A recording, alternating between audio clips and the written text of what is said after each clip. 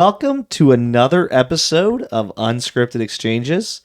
I'm your co-host Cole. I've got Hayden sitting right next to me, and we are super stoked, super stoked. I like that word today, stoked to have Hari Kunduru on.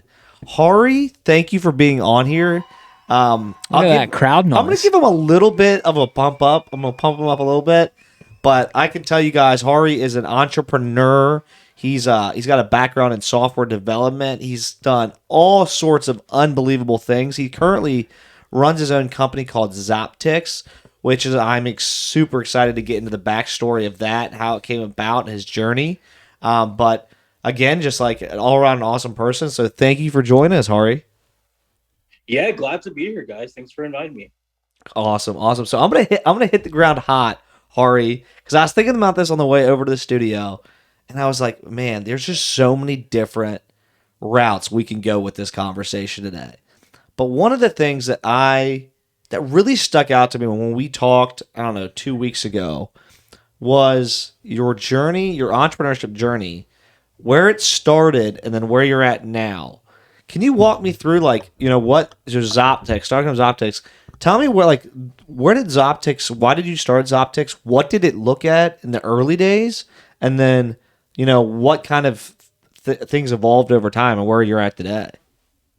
Yeah, so I mean, Zoptiks has been a journey. That was just like my life pretty much. But it started in 2017. I was graduated from Ohio State in 2016. I was working with the Air Force back then. I actually studied biology. I actually didn't study software development or anything. I took a few courses at OSU, but it wasn't like anything productive per se. Interesting. And when I got into the Air Force and I was working with their projects, I was just like picking things up pretty quick. I was starting with QA, so that's like making sure what they were building was working. But then I was going into business analysis, like actually doing like the requirement gathering and talking with people and the clients and everything. And then I got lost at the zoo. In Columbus Zoo, it's a big zoo, and I just got lost. I just circled around like the lion cage like 4 times. I was trying to find a map. Yeah. And I was like, well, I can't find a map. And I think they had like the internet, but I don't think my phone connected. And so I was like, wow, maybe if I had like a GPS map, I would definitely be able to get out of the zoo now. So that's where the idea started. And the first concept of Zoptiks was a centralized zoo map app. So I kind of created that, raised about 50K from Pool of Angels, and built out a product and took it to market. The thing is, we didn't find product market fit with that. Zoos inherently are not tech forward, right? And also, this is 2017. This is not a mission critical software that they need. It's not like ticketing or something. Right. So zoos have been running on the same business model for centuries now. People Getting them to change is tough. Yeah, and they get concessions and stuff. And that's where a lot of their money comes from. So I went to a couple conferences, and around 2018 I ran out of money, and I was like, okay, well, I have this expensive platform that I need to operate, and I don't really have the money to keep it up. So I went and got a job converting data for cops. So all those like 911 call centers, jail systems, they're like the systems they have in the cop cars. Right. The company I worked for would sell the new system to them. I would convert like decades of old data into their new system, so it'd be ready to go for them. Throughout this entire time, though, I was working on Zoptiks on the side, and I converted it into an enterprise zoo system. So it was going direct to zoo and saying, hey, this is going to be your new digital zoo map. It's interactive, but it's completely branded for you instead of the centralized concept. So you made it you made it more customized then. Yeah, personalized, customized, and it's like a more of a service, and more web-based instead of app-based. Okay. So it's just an extension of their existing website, and it was just easier for people to access then. And we found traction with that. We had a lot of people were more interested, and they understood it better than having our platform, and we would come to that, or people would come to us and come to that. And right around early 2020, I had bunch of contracts in hand. So I left that. I left the data conversion job and started working on zoo contracts. But then COVID rolled around April-ish, February, March, April. Yeah. And all the zoos were like, well, we don't really have people to cater right. like what are we going to use the map for? Right? We don't really need this right now. And I lost like 80% of my revenue stream, and it took a while to build that revenue stream too, because zoos, it's enterprise, any kind of enterprise sales takes months and months, especially when it's like a new concept, new product, new player in the market that's new. You got to prove yourself. It takes a long time. Yeah. Yeah, and it's a mountain. The first dozen mountains, right? They're hard climbs, but after you get through the first three, you kind of know how to mountain climb, right? So, right. So I was talking to the Philly Zoo. They were like, Hari, we're about to lose $2 million in field trip revenue this year. And I was like, can I make you a virtual field trip, using the existing map? And it's nothing as what we have today. But they took it and, showed it to a few teachers and eventually sold it. So now we have a concept, a virtual field trip, and people that would be open to buying something like this. And I didn't need to limit myself to the zoo world or wildlife in general.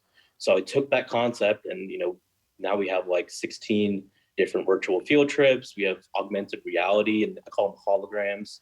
And it's like an ed tech / zoo tech company. So, both of them are synergized really well, and they just play off each other really well. I'm so intrigued. I got so many questions here and all that. And first of all, I love your story and your journey. I mean, you kind of stuck through things, especially as they got pretty bleak. But look where you are now, and it's amazing. So I guess the first question top of mind here is, one, what made you want to get into like the software space? Because you said you studied like biology growing up, and like, I mean, you kind of did touch on it, but like, why did you end up pivoting over into the tech space? So tech is where all modern progress is going to be made. Sure. No matter what. Mm-hmm. Software itself is, the highest margin business in the world. Any software company that knows what they're doing, they're running on 80 to 90% margins. Yeah. Used most of the time. So it's very high margin, very easy comparatively to actually execute and implement from a very, early stage. Mm-hmm. Nowadays you don't even have to go buy servers like they used to do in the early 2000s and stuff. We're backed by AWS, like we're Amazon, we're part of their incubator now. And so they take care of our server credits, and it's basically free hosting. And that's, free hosting is like a big operation. That's huge. I mean, who isn't using AWS, right? Isn't it like a ridiculous percentage? Pretty much, it's like Azure, AWS, and Google Cloud are the biggest ones. And yeah. AWS was it. They also just have good, they're the biggest. And when you say you're backed by Amazon, it opens up doors. Yeah. Are you guys you guys are part of their incubator? Yes, it's called AWS Ed Start. It's one of their many incubators. Okay, that's awesome. Now, sorry, go ahead, Hari. Go ahead. But yeah, even when I was younger, though, like I think we're the same age. Like we grew up playing like PS1, PS2, Nintendo, and so when I was younger, one of the games that I was like really into was called Diablo 2. And it's just like this. It's like a role playing game, kind of like World of Warcraft, but I'm like into Warcraft. The thing is, it's a grind like any other game most of the times. And so I actually, my very first intro into tech was one that my family was already into the industry. They do software development and IT development. But two, my very first project was just botting Diablo 2. Like I just didn't want to grind anymore. And so I built out a bot for that. And that's actually like, I didn't realize it then, but it's actually a pretty complex thing to build out a bot and like automate will create a character to play the game for you. And so, a year and a half into that, I had like, perfect everything. I had like the best gear. I could do like 10 people runs and I would do it automatically. Like I would go to school and just like let the thing run while I was in school. And I'd come back and like, I don't know. It was high school Hari. But I still had friends. I wasn't like, it was like a closet thing. Like I just kept it in the closet. Like, no one really ever knew, except my mom. Like she would like hear the laptop running. It would be like super high volume because the fan and get hot. And then she would close it and would be like, "Oh, well, Ma, I needed that to run." And I graduated high school, needed to get out of Chapel Hill. I actually grew up in Chapel Hill, North Carolina. It's a bit of a bubble, it's a unique bubble, but it's a bit of a bubble. And so I went to Ohio State. I actually met Troy, where had that Troy's how me and Cole. Yes, Troy. Okay, that's the connection. Okay. Yeah, that's how we connected. Yeah, very cool.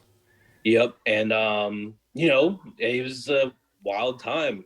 Like we went to Ohio State had like 3 national championships from 2012 to 2016. Yep. So it was fun. It was very transformative. The high school Hari kind of just got left there. And then again, after I graduated college, Hari got left at Ohio State. But it's been great.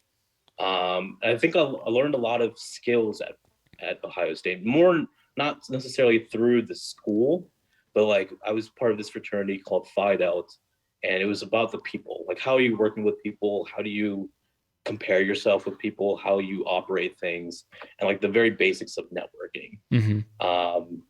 And so that really helped. And yeah, after I lost the money, or after I didn't lose the money, after I didn't have the money, I just started developing myself again, in a more critical, purposeful way for Zoptiks. And that was, with the data conversion stuff and on the side for everything. I want to come before we jump. I want to point out. Well, you said 2 things that I really liked. I mean, a lot of things I really liked, Hari, but what I just for some reason they stuck with me. As you said, when I left high school, I left that Hari behind, and then when I left college, I left the college Hari behind, and that's like, I mean, I don't know if you know how actually deeply emotionally intelligent that is of you to do that, but that is because a lot of people I feel like go through life and they have these different phases and they try to take this phase they're in and then bring it with them into a whole different like high school to college is a big transition. There's some kids that still think I shouldn't call them kids. There's some adults that still think they're living in college. And it's like there's life beyond college and there's so much more that you can do. Just when you get out of college, you're in the real world. You're not in school. Yeah. And you've got to make it. You've got to shake right. If you get a new job, you got to be able. You got to be there right on time. You can't have. You've got responsibilities. Exactly. And I just think that I don't know. To me that just felt so. You really understand what you wanted to do, where you need to go, and it sounded like you enjoyed it while you were in the moment, and then you're like, okay, this is my next phase. I just thought that was I've never heard somebody put it that way. I left the high school Hari behind and went to college. And then I left the college Hari behind. I went into the real world. I just thought that was super neat. No, you beat me to it, Cole. I mean, that really hit deep there. And I think, how you've applied that to your business life is, when you talk about the Hari from high school and college, you're evolving. And it sounds like you're taking that same type of philosophy or way of thinking and applying that to your business. Like when you first started out with your venture, you were doing X, Y, and Z, and look at where you are today. It's completely different, or maybe not completely different, but you're definitely, willing to change and adapt. And that's what makes a good company, because if you continue to do the same thing time and time again, statistically speaking, you're going to end up, not surviving. So very cool hearing your story and the way that you've been sharing those details. Really appreciate it. Yeah, thanks, guys. It's definitely transformative, but as men, right, we have to level up. We are constantly leveling up. Mm-hmm. And so sometimes when you just leave a level behind, you don't want to go play that level again. You mastered that. Right. So, I guess you guys played football in high school. Yeah. Or something. Ohio's a big football state. So, when you're tackling the first dozen, right, the block, it's probably, you're probably full of energy, right? Right. But then when you get to the second, the back half, it's like, okay, well, now I can actually do it like that. Or when you're doing reps, it's like those last 2 reps they make the difference, right? So, once you progress, even like weightlifting, athletics, whatever it is. We, as we grow up as men or women or whoever, we kind of have to like complete that level and take on new challenges. And that's what I try to do. And oftentimes, I'll go back and meet my high school friends and they won't even recognize me. Like, they're like, who is this guy? Like, That's so cool to hear. and same thing with like college, and it's it's a hard transition. It takes about a year, like after each phase. But when you do it, you're just exposed to a bigger world, because the world is so big. Like, it's incredibly big. Yep. And yeah, that's just how I think of it. Just dropping so much wisdom here with us, Ari. Really. I wanted to ask you because, dude, I'm glad we had you on, man. You're sharing some. You're taking things like concepts and making them so crystal clear. I like the leveling up even too.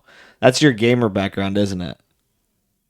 A little bit. Yeah. But also, I teach like K through 8 kids, so I have to make it clear for them. Do you? Right? So, Damn. well, that's what the virtual. Oh yeah, the virtual. Yeah, you got to be able to make it like simplify it enough so it's crystal. Okay, that's probably helped you a ton to like explain things in a simpler way, hasn't it? It makes me a better storyteller, and I think stories are one of the best ways to tell or teach. So yeah, 100%. That's what we're trying to work on over here, is better storytelling. Hayden's got some work to do. I do. Seriously, I always do. dude, so serious. It's an uphill battle. He'll get there eventually. So I had a few questions myself. You mentioned earlier on, Hari, that you're primarily focused on web application, or you're web-based. Why web and not app? Because I feel like more and more people are like everyone's on their phone these days, good or bad. And I feel like an app might be easier to use, maybe not. So educate us all on that. Yeah, so we did build apps, and I can build an app, I can have it released. But the thing is, when was the last time you downloaded a new app for anything? Like, and actually just kept it around and used it? It's been a while, huh? Yeah. Yeah. So the thing with this kind of things, or with us, is that in schools, many teachers, they're not allowed to download apps. True. And our website is actually a progressive web app. So it's responsive. It acts and feels like a real app. Sure. But it's not a downloadable app. The other thing about that is we don't have to face the restrictions that Apple and Google give us. So even our holograms, where we can like bring a line into your room, it's all through the web. And it's not through a separate app. And it keeps updates super fast. So I can literally snap a finger, launch another update. And with that is the development cost, right? If I build for web and do a progressive web app, I don't have to worry about native app development, Apple and Google and even Amazon. Right. When everything's through the internet and everything's just like through there, it's one thing that operates fluidly for every single person. Because you could just open a web browser to use it versus having to go, because I remember like if you're gonna go build an app for like Apple or for Android, like you can do universal apps, but most of the time you have to build specify it like for a native for native. There's a lot of restrictions or guidelines that you have to follow. Yeah. Well, and you have to make changes. So you really have to pay for this app, and then you have to go and pay to have this one changed for. Like it's a little bit more expensive doing it that way too. It's a process. Yeah. I mean, I work with a bunch of developers day to day myself, so I know a little. I'm not going to act like I know a lot. And I think with and I could be wrong here, so hold me honest. If you were building an app, and maybe it's for both Google and Apple, but it takes a while to get approved, right? Or it can. So like you're at the mercy of like when they're willing to approve like whatever it is that you're releasing. Usually the first round is about a week or two, give or take, for each one. Usually Google is usually more lenient. Okay. Apple is more stringent about their policies and everything, especially for us because we're like child focused. Yep. But once you're in the flow and the app review team knows like the company and what the app is, it's automated pretty much. They have their ways to push that through real quick.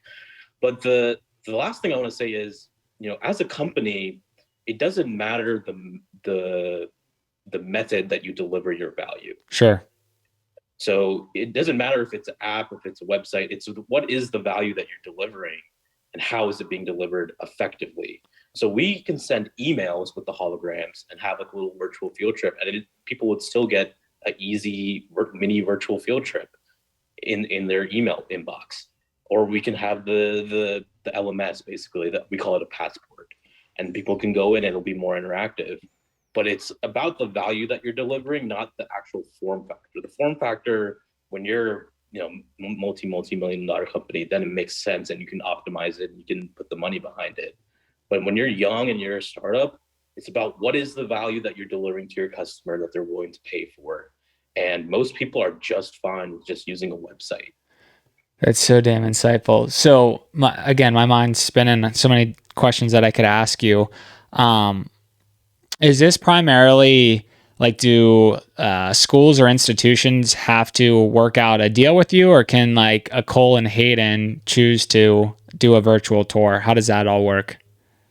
Yeah, so our biggest early adopters were actually just homeschooling moms and dads. Oh, wow. They just wanted enrichment. So you can go on our website and just buy anything. We also have we've scaled into classrooms and in the districts levels, we do it enterprise sales wise, but up to like 25 kids in one classroom, it's like automated through the website. So That's so awesome. So now I'm getting into the sales side of me is getting curious.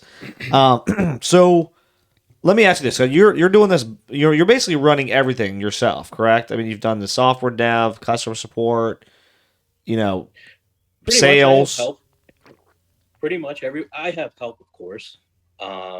We have a team of about like 25 different contractors that come in and out as we're building up field trips as for various parts of the business. Okay. But like consistently you're doing this. You're kind of managing, overseeing all of it.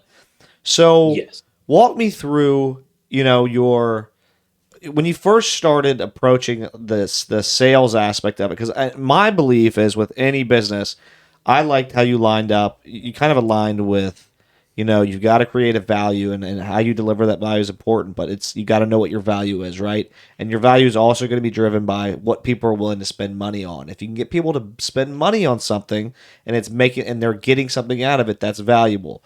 I love that. I believe that the first step to successful business, in my mind, first big milestone is getting somebody to pay, whether you're making any money on the service or not, whether you might be losing money, but to get somebody to say, hey, here's my credit card, or A paying customer. Yeah, a paying customer, somebody that's willing to buy it. That's when you get, and then you have to get more validation. So my question is, when you started off, like, what was your approach? Were you going and walking into the zoos, or were you calling and setting meetings?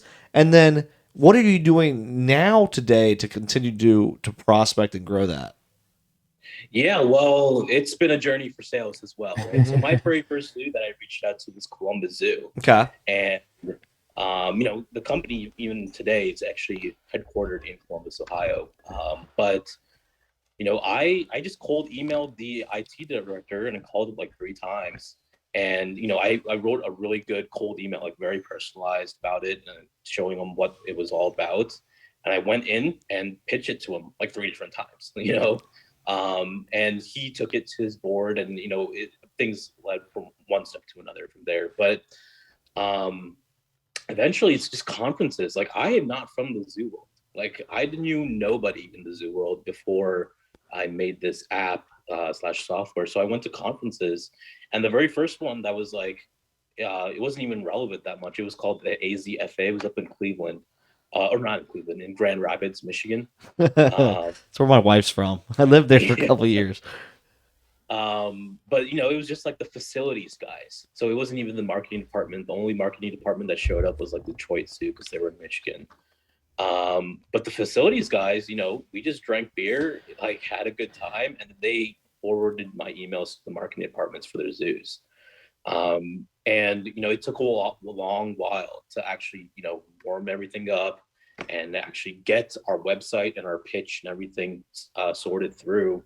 But then, LinkedIn has been great. You partner with people, you reach out, and it takes years, especially when you're starting out. It takes a couple of years at least to get to just be present there, especially in a new industry. But once you're there, you kind of got this like this buildup, right? This momentum. And you feel it. You just know you feel it. Like your sales calls are easier. People are more responsive to you. Mm-hmm. They might have heard a little bit of gossip about this and that, right? And it's like a new tech and something, and so that people will just they'll be like, oh, yeah, I'll take a call with you. I'll take a demo with you, and then it turns into proposals, and then it's like the life cycle of a proposal. Nowadays with the virtual field trip, it's more automated because it's B2C and not B2B. Right. We're really going into B2B during this coming school year in the fall. Okay. Really. So it's a little bit it's different though, because like B2B district sales is pretty hard sell. Mm-hmm. Yeah. Like our biggest competitor is probably like Discovery Education, and they've got a monopoly because they're just so big, and they have they've already established everything, right? Would you ever sell to them, like if they try to acquire you? Like, I guess I'm sure that it depends. Maybe not, or I haven't really thought about being acquired. I think I can take what we have and make our own education company. sure. I believe an education company is a company that can last 100 years. If you think about Pearson, McGraw-Hill, Heck yeah. Scholastic, even, and it's due for a change. Like it's been a while since we've had a good education company come out that actually teaches differently, right? And we see that in modern education. Like when we grew up, we were built to be like factory workers. Yep. Just go to a corporate job, Literally punch the clock, do the yep. And that's actually good for the time that it was conceptualized in like the Henry Ford era. Yep. For like the World War II factory machine. But now, with automation, with AI that's coming, and like the we don't need labor as much. We need problem solving. And the existing education system doesn't exactly cater to the problem solving mentality that the real world needs. Even just any corporate job, like America specifically. Now you go to India or China, they need labor. Yep. So that model works for them because they have a lot of people, they have a lot of jobs to fill, and a lot of them are just factory labor jobs. Right. Because they're going through their industrial revolution. Well, I would add to that too. I would say that I liked where your head's at, and I think that vision of becoming a education company and growing this that's doing things differently and adapting to where we need to be right now. As a parent, because I've got two daughters, or I've got an 8-year-old and an 8-month-old, but I can tell you, like, we love our daughter's school, but there's things they do very well, and there's things that my daughter will come back or we'll get and we're like, man, this is cool. Like this is engaging. This is teaching you to think outside the box. This is teaching you that. This is teaching mom and dad too, Yeah, right? yeah. And then there's sometimes she comes back and she shows me something they're doing, and I'm like, that's like a robot. It's just like they're it's the typical way we've always, like, most elementary schools and things have learned is let's do it this way and get these grades and do it this way. And I've felt, that's put a lot bigger burden on parents over the past 5-10 years to fill that gap. Like there's a gap between where your kids are getting into school and what they're going to need later in life, and where our culture and our technology and just everything's headed. So we have to help fill that gap and help prepare them more. So I think that's a super cool vision and mission you have to bring about an education company that's doing things differently and addressing some of those gaps. And it's not even that we're doing things differently. It's just that we're doing things how thousands of years ago they were done. So it's in Rome, they used to have a classical education. Is what it's called. Yep. And even the wealthiest of humanity today, they adopt this classical education model where it's like the first few years, it's like memorization, then it's like going into theory, and then it's critical thinking. And this is all before 8th grade. And then once you're like 8th grade, 8th grade is like 13, 14, right? Right. Then you go into like specializations, apprenticeships. instead of high school, where you're kind of doing more memorization nowadays. Right. It's kind of setting up those foundations. And with homeschooling, parents are in that control. They can give you the guidance and let you kind of do that. So, they provide that. And when you're super wealthy, you can also do that, right? But it's about, it's kind of just reverting, right? And we with technology, we're just trying to do that. It's a complex thing, right? We're talking about millions, if not billions of kids that need to go through this. So. Right.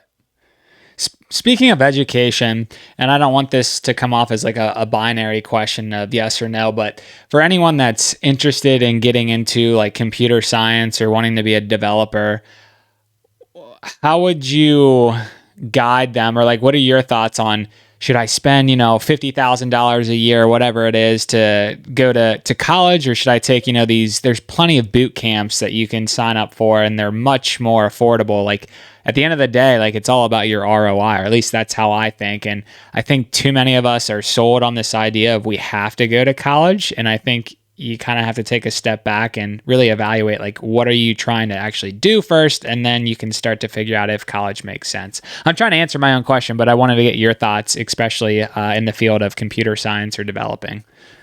Yeah, I mean, there's two sides to this, right? So one is that college does actually show that you can complete a project, a long-term project, and see things through to the end. That's actually more valuable than what you actually learn to an employer. Because a lot of people, especially in the TikTok world that we live in, right? It's like 30 seconds and we have short focus times. Yep. So the ability to, take on a project or a mission and complete it, that's actually it's very essential to any company that you're trying to go into. So it shows that. So one, that's great to show. But specifically for like computer science, there are tons and tons of free resources. Like a lot of my learning is just working, YouTube, Udemy. Udemy is like, you can get one for like $12 for. Oh, Udemy is awesome. Yep. And even like the boot camps, they're great for structure. A lot of people need structure and regimented like courses to structure their time in their own life to commit to it. So, why do people pay for a gym membership, right? Like they're knowing that they're paying money to this and it's going to go to waste. And so it's more of an incentive. Now, do they actually go and study? It's whatever you put in is what you get out. So, and that's with everything, whether it's a course, whether it's college, whether it's a Udemy course, there's only so much that the instructor or program or regiment can actually do. Yep. Yeah. Awesome. Well, you got to know why you're going in the first place too. I think it's like with anything else, like why you're starting. If you don't know why you're starting something, if you're just starting it because you had a whim, most of 9 times out of 10 you're not going to follow through with it. But if you understand why, you're going to go in it with a different perspective. Like, okay, I'm doing this because I'm going to start a company that can do this X, Y, Z. Then I'm going to go into it with a different mindset. Yeah. Yeah. Go ahead, Hari. Sorry. No, I was just saying, yeah. Yeah. Thanks. To piggyback on that, I think a lot of people get, again, they get sold on this false reality of, starting a company is easy, like anyone can do it. And they don't always think under the mindset of, what's the why, or what problem is out there, and like, how do I solve for that? And just hearing your story, like you knew like right off the bat, like there was this opportunity to help out these zoos. Whereas, and I'm kind of knocking myself here, like, I started a t-shirt company like 8 years ago. Like anyone can start a t-shirt company. What problem am I actually solving for? I'm really not solving a major problem. And again, I don't need to be too critical here, but I'm just trying to, compare and contrast, like with what you're doing, for example, like you started with, okay, here's a problem or here's an opportunity. How do I go out and build a solution for this versus, oh, I'm going to build this, people are going to come. No, that's not really the case. Like you want to start with what's your why, what's the problem, and how do I put forth like a solution that's going to drive value, as you mentioned earlier. Yes, I would say successful companies do that, but that's not to knock on like your t-shirt company, right? Like you probably learned quite a few things through the process of creating that business. Totally. Yeah. And so those add up. It's like Legos. You just build those up throughout your life. Mm-hmm. And even now, a lot of things, did I really recognize that my Diablo 2 bot was going to help me with software development 10 years later? No, that's not how it really works. For example, going back to the football field, right? Mm-hmm. When you're after practice, I don't know if you guys had a hose, but we would just drink from the hose. Yep. And it was the best water. Literally, you wouldn't care if it was like, I mean, we were young back then, so I didn't know about contaminants and stuff. But like, None of us did. but it was still great water, right? Like, it Mhm. was just water, and it was what we needed. But that's how the world works. The world is a continuous flow of water from a hose, and you take your sip of water, then you pass the hose, and eventually, if you want some more water, you wait it out and you take another sip. Mhm. And if everyone's done drinking water, the more water you can drink from there, then the more satisfied you are. But eventually, you can go build out your own water fountain. That's what a business is, right? So you can have your own water fountain. Why you're getting my brain all tingly today? I love that. It's theoretical and it's a little bit fancy, but imagine it, right? Like, you have your own water fountain, and maybe it's like one of those fancy, like, glowing fountain, or like the shower fountain, right? And then what else are you feeding there? You're feeding the birds, squirrels, snakes, and if those animals, they can also be applied to people. All those animals come to the water source once it's like a fertile thing. So the world is like that. There's always water and flowing. Take your sip when you can, when you're younger, when it's just you. But then you build it up, and then it's like a water fountain, and you're paying out salaries, you're paying out contracts. People are coming in, people are going out, and it just becomes bigger and bigger. And then, fast forward 20, 30, 40 years, and you've got like a whole ocean or a lake. And it's like, I know I'm doing the whole, what is it called? Analogy, metaphor, one of those things, right? I love it though. Yeah, it's how the world works, and it hasn't changed in millennium. Mm-hmm. But once you understand the fundamental principles that the water is value, then you can just take that and apply it, and you can recognize value in water wherever it is. I think Hari's got the storytelling down. As my dad likes to say, Hari's got a lot of oxygen to his brain. Yes, he does. He's operating on another level. Yeah, dude, I love it. It's a good. Have you ever heard that saying? Oxygen? Yeah. Oxygen. My dad always jokes. Whenever he hears somebody that's super intelligent and super well spoken, he goes, "Man, they got a lot of oxygen flowing to their brain." That's what he always says. So I found myself losing it lately. I do my HIIT workouts, and they do like the volumetric code too. But yeah, that's a new thing. I learned something today, huh? Yeah, there you go. Heck yeah. So I was going to ask you this, because we're getting close to time. I don't want to take too much more, Hari, because this has been just like I'm usually pretty quick to jump back and clap back on some comments, but you've been so insightful. One of the things I wanted to understand and know is, what is the biggest lesson you've learned from your entrepreneurship journey, but just maybe sounds like the past 8 years, maybe. Like, I mean, maybe there's an overlapping one, but I don't want to just focus on entrepreneurship, because it sounds like you've done a lot of, finding yourself and like a lot of self-awareness and understanding what stage you're at in life. Like, that takes a lot of deep thinking and consideration. So like, what is something like the biggest, like the one thing you've learned the most out of this last maybe 8 years? Well, there's so many. Yeah. Right? Pick your favorite. Yeah, I'll pick a few, and Okay. you can just through those. Perfect. But one is to really find what your goal is. What are you trying to do? What is your goal in life? What do you want to get out of it? I mean, Cole, you have kids. That's awesome. But that's probably been the goal for many. It's like an intrinsic male goal to pass on your genes, right? Right. Do you want wealth? Do you want love? Do you want power? Do you want money? Many men are driven by whatever it is that they're told to be driven by, But once you figure out what you actually want and you just go for it, then it's like, okay, this is what I want to build. This is my life path, per se, air quotes. And then you just keep working at it, and it's just a drive, like Napoleon, Julius Caesar, any of these guys, Jeff Bezos, Elon Musk, right? They're more modern guys.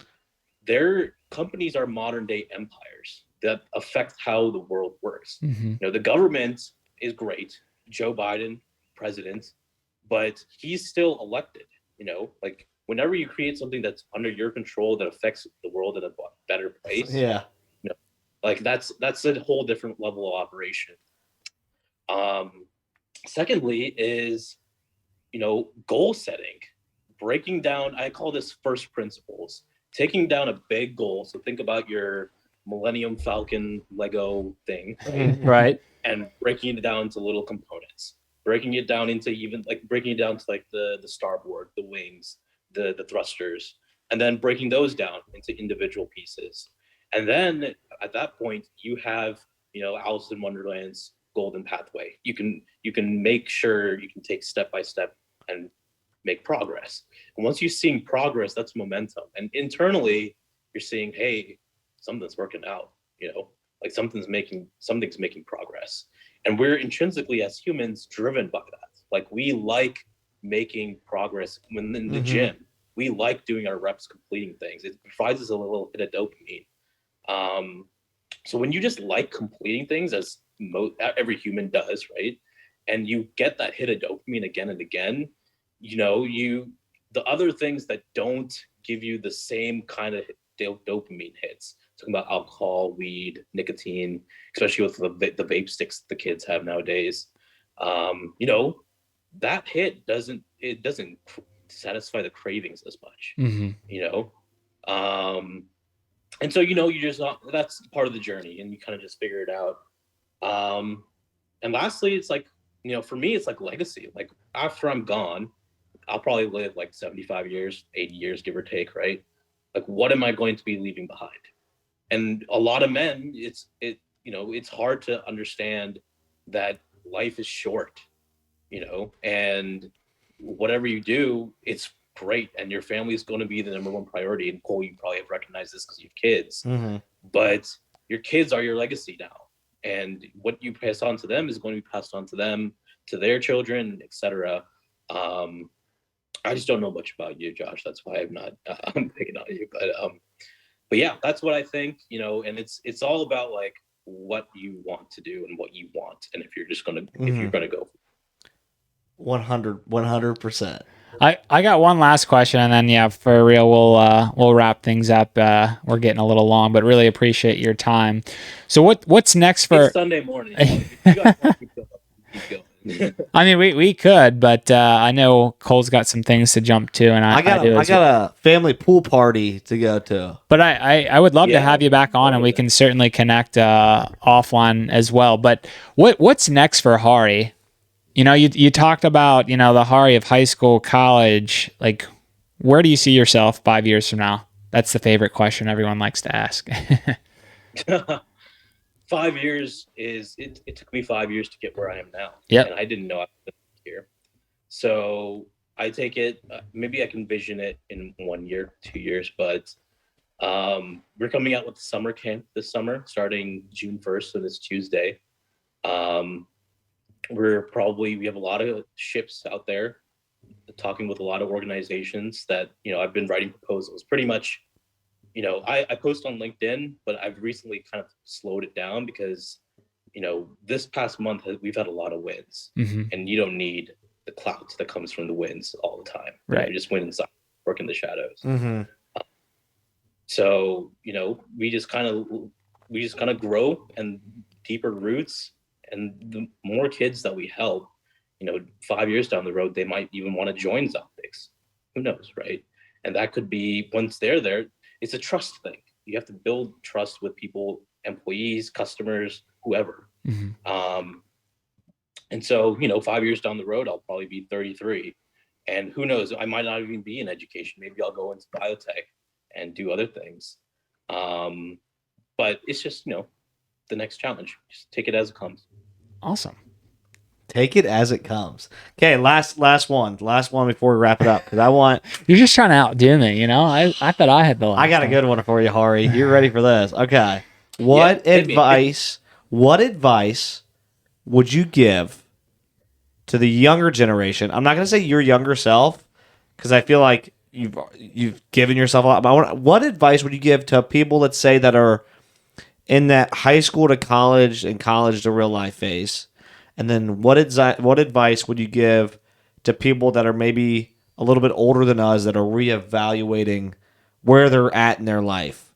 You know, what like hey, maybe they're at a point where they're like, Mhm. I need to make a decision or do this or do that. What advice would you give those people? Well, the way I see advice is I don't really give advice unless it's someone that I want to be in their position, if that makes sense. Yeah. Okay, yeah. So the way I see it, if you're not in the position that in any it's siloed, right? In different sectors, right? Yeah. But I would say just don't give a F about what people think. Right? Like just don't really care about what people are gonna think and just do.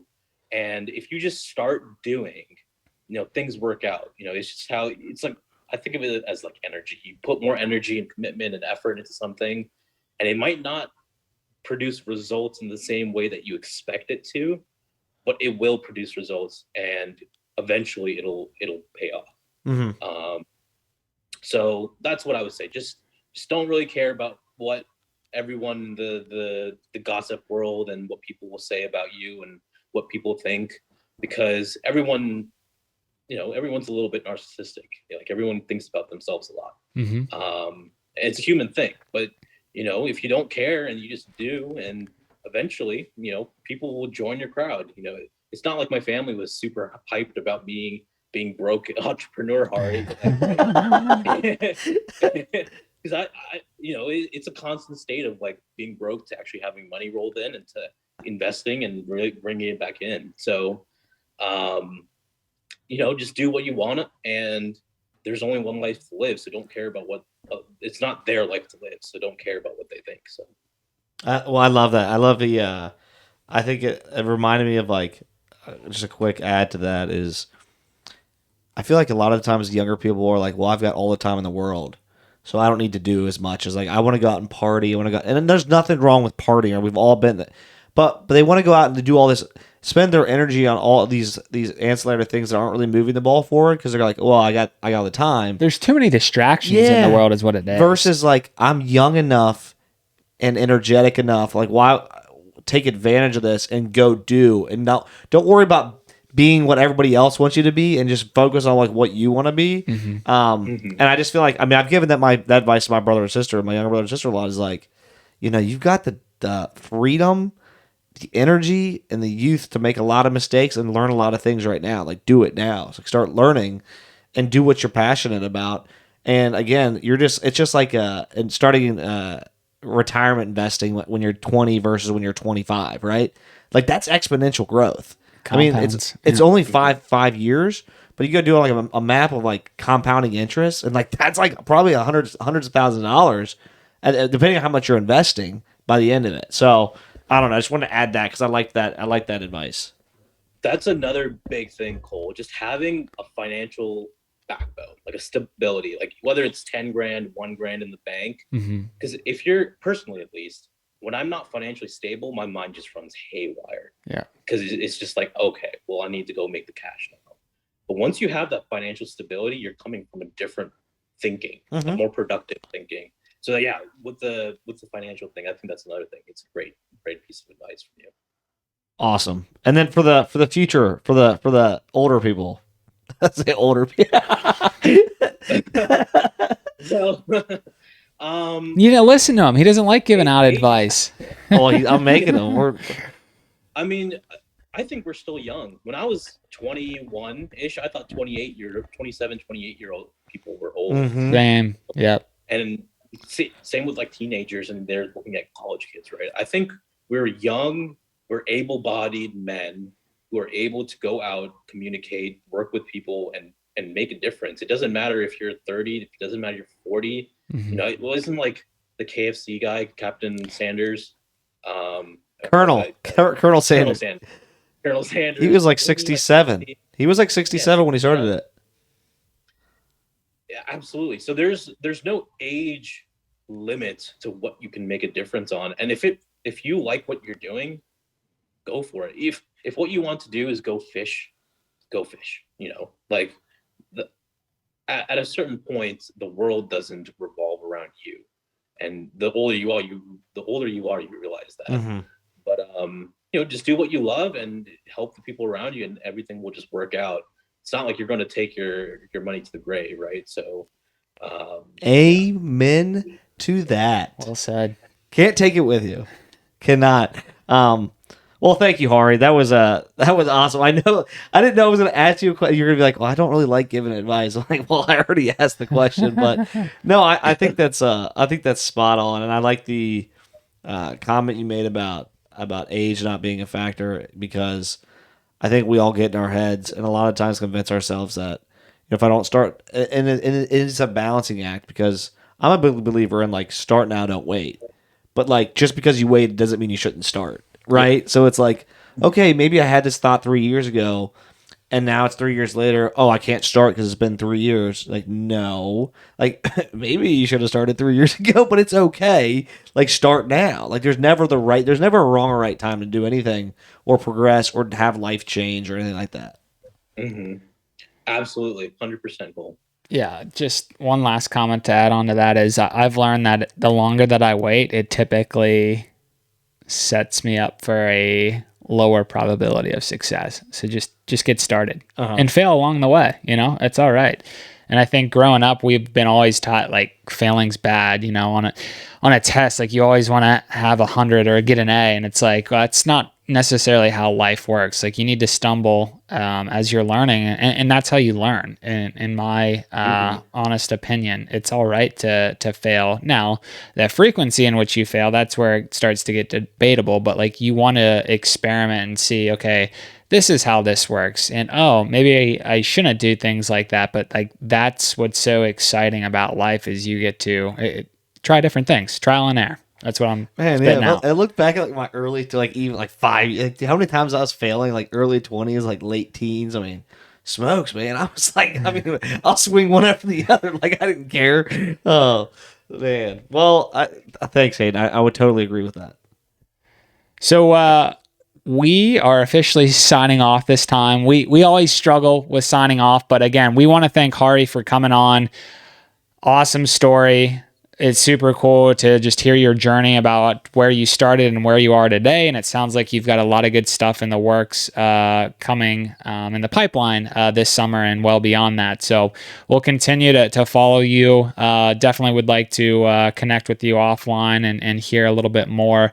And maybe even an opportunity for us to have you back on here in the coming months just to check on in. But again, thanks for coming on the show, Hari. Cole, don't know if you have anything else that you want to... You rock, brother. Thank you so much, man. That was an awesome conversation. Yeah, it's glad to be here, guys. Thanks for having me, and we'll definitely keep in touch. Awesome, brother. Sounds good. Thanks, everyone, for tuning on in. We will talk to you guys on the next episode. Thanks, all. Thanks, Hari. Bye.